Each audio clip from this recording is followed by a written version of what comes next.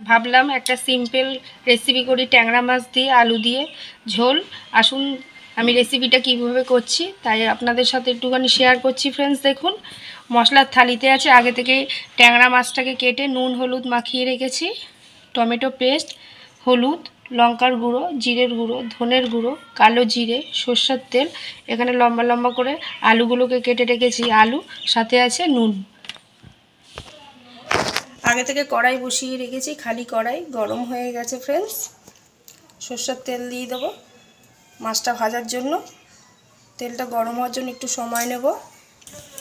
তেল গরম হয়ে গেছে, আগে থেকে নুন হলুদ মাখিয়ে রেখেছি মাছগুলো হালকা করে ভেজে নেব।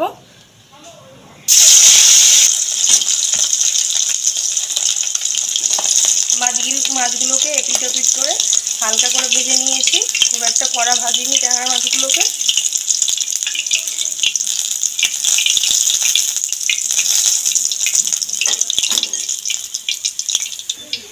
মাছ ভাজা তেলের মধ্যে ফোড়ন দিয়ে দেবো কালো জিরে, নেড়ে একটু ভেজে নেব ফোড়নটাকে।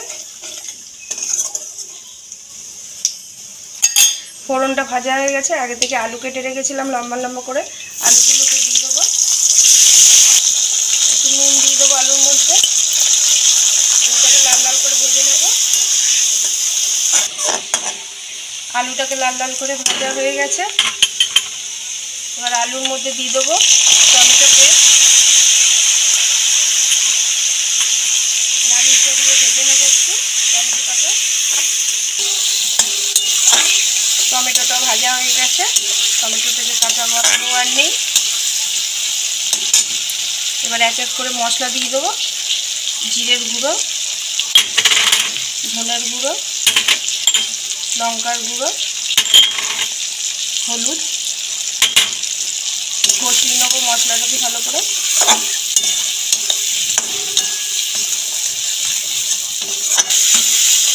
মশলা কষানো হয়ে গেছে, মশলা দিতে এলো বেরিয়ে এসছে।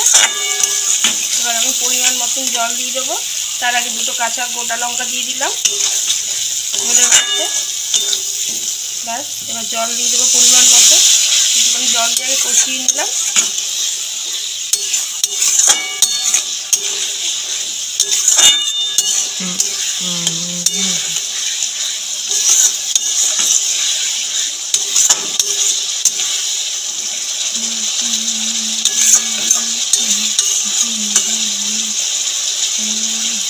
যেহেতু মাছগুলো জ্যান্ত ছিল তাই জন্য এরকম অল্প মশলা দিয়েই আলু দিয়ে ঝোল করলাম।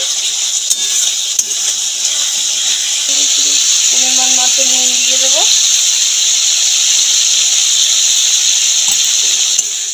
নাড়িয়ে নেবো ভালো করে, মিশে যায়।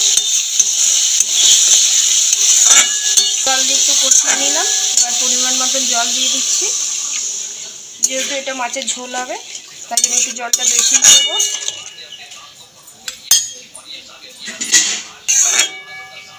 পরিমাণ মতন জল দিয়ে দিয়েছি। ঝোলটা একটু তাড়াতাড়ি ফোটার জন্য একটু ঢাকনা দিয়ে দেবো, আর আলুটাও তাড়াতাড়ি সেদ্ধ হয়ে যাবে।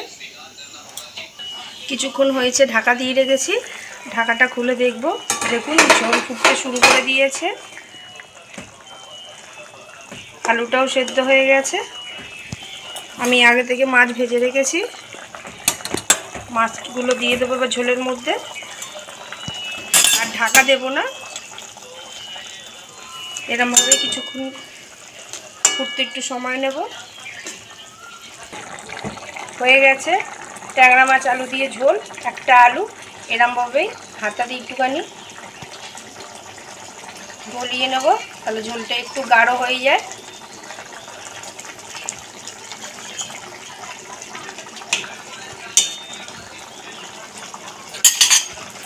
নামানোর আগে উপর থেকে ধনেপাতা ছড়িয়ে দেবো। ব্যাস রেডি আলু দিয়ে ট্যাংরা মাছের ঝোল। ট্যাংরা মাছ তো সবাই বাড়িতে মোটামুটি করে, এরমভাবে একদিন সিম্পল রেসিপি করে দেখতে পারেন। আশা করি ভালো লাগবে আপনাদের ফ্রেন্ডস। ভালোবেসে প্রতিদিনের মতন একটাই কথা বলবো, লাইক শেয়ার সাবস্ক্রাইব করে দেবেন। ভালো থাকবেন, সুস্থ থাকবেন। Thank you.